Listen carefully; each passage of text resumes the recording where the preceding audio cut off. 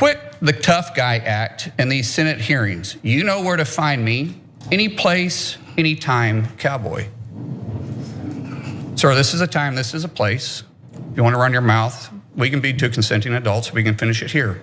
Okay, that's fine. Perfect. You want to do it now? I'd love to do it right now. Well, stand your butt up then. You stand your butt up. Oh, hold on. Oh, Stop it. Is that your solution every poll? No, sit down. Sit down. Okay. You're a United States Senator. Sit down. Active. Oh, okay. Sit down, please. All right. A Senate committee hearing nearly devolved into fisticuffs today between Republican Senator Markwayne Mullin and Teamsters President Sean O'Brien.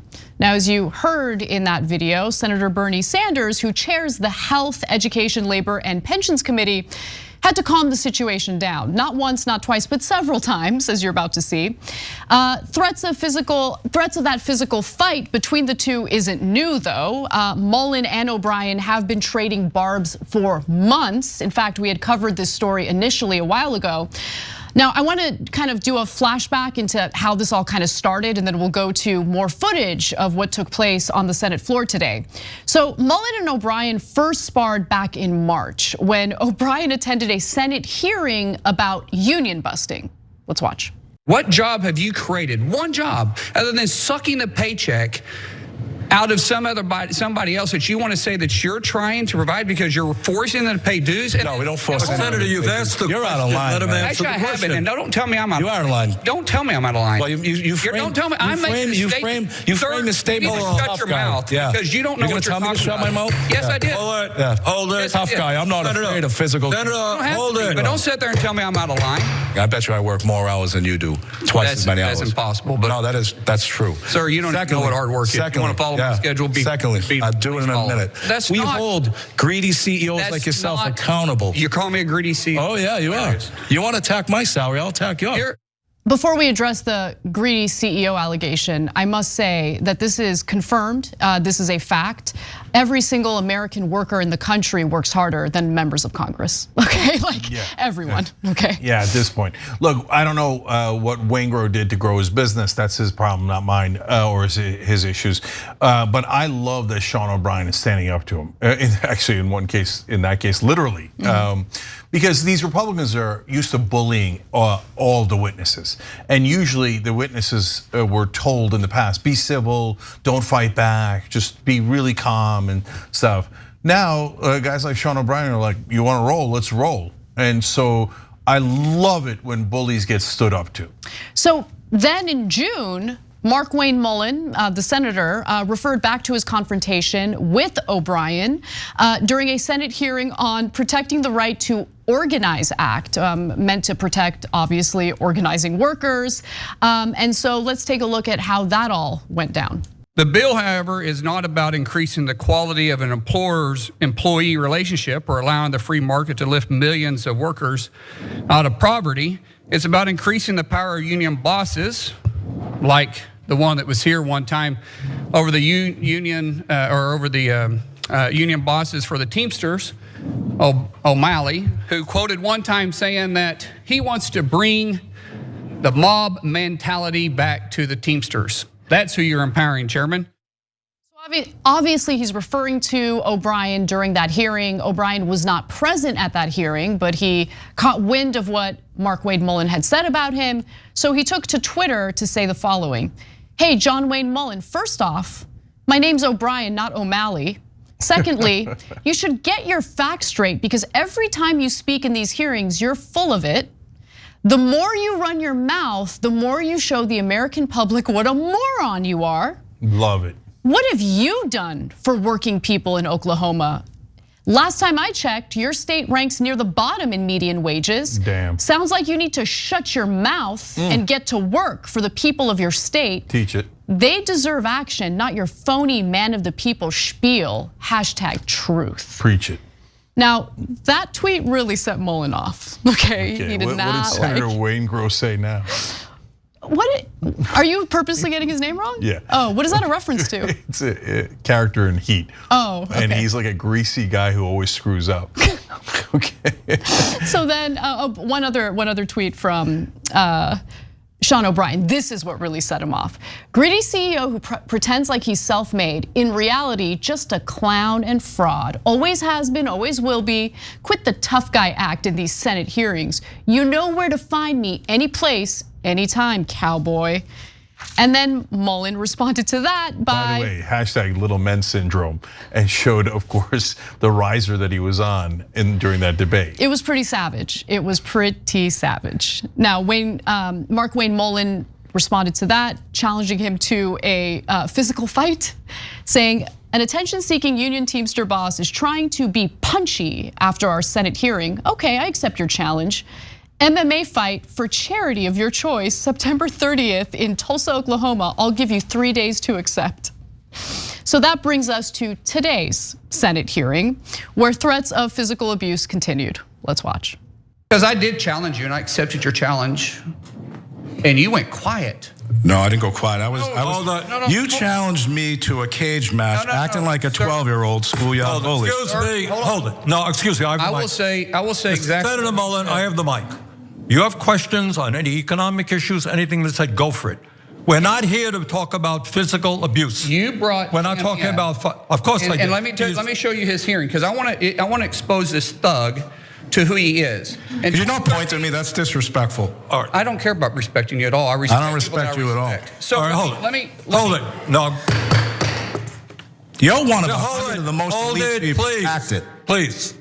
At one point, O'Brien starts mocking Senator Mullin. Let's take a look at that. Statements, right? And his statements are fiction at best. Fiction, I read them.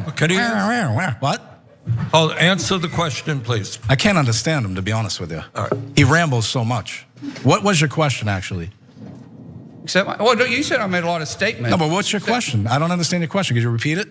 You said anytime, any place. What's your question? Accept the challenge. What challenge?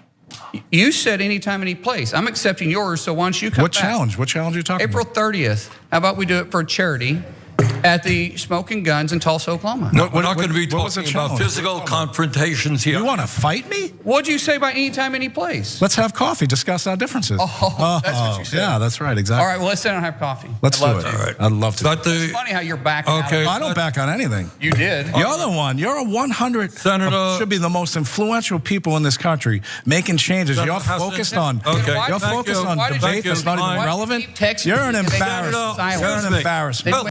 The winner of this story is the UPS worker right behind Sean O'Brien, who's like, you want to go? Let's go. Like he's right. Yeah, so look, I thought you were going to go in a different direction. I think the winner of the story is Bernie Sanders. Is it? Yeah, Bernie. Seems like things kind of. I watched the whole thing, and Bernie the whole time is like, come on, man. Like we're supposed to be talking about the American people. We're here to talk about workers' rights. We're here to talk about the economy. Yeah. And of course, Senator Uygur doesn't want to talk about that at all. And so he's just obsessed with himself and little man syndrome and all this stuff. His MMA skills, because that's the other thing. The reason why he's like so thirsty for like a physical altercation is because he's trained in MMA, right? Like he did back in like 07 and stuff like that. So he can't wait, But look, that goes to the main point here, which is in the old days, the Republicans bully the Democrats or whoever else comes up, and that's the end of the story. Democrats never fight back, right? Now, O'Brien's not a Democrat. He's the head of the Teamsters. He's a union guy. It's a different story, right? It's not as much about politics as it is. It is about politics. It's about labor. Yes, that's exactly right. Yep. Okay, and old labor was just the lapdogs of the Democratic Party and totally useless. New labor, Sean O'Brien and Sean Fain, ain't nobody's lapdogs, they're pit bulls, right? And Rottweilers. So when you bark at them, they bark back. And so if Uygur wanted to try his MMA stuff out, this is old school union. He's got the UPS guy behind him. He's got a couple other Teamsters behind him. And guys, the actual fight would be insanity. Don't actually fight, don't make anything physical, right?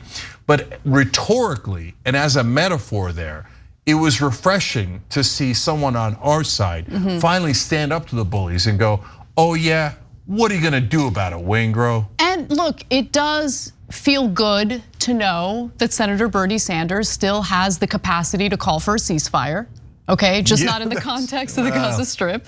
But with that said, I do want to go to one final video because Jake Tapper felt like that whole situation was very bad, very naughty. And he's about to say so in this next clip.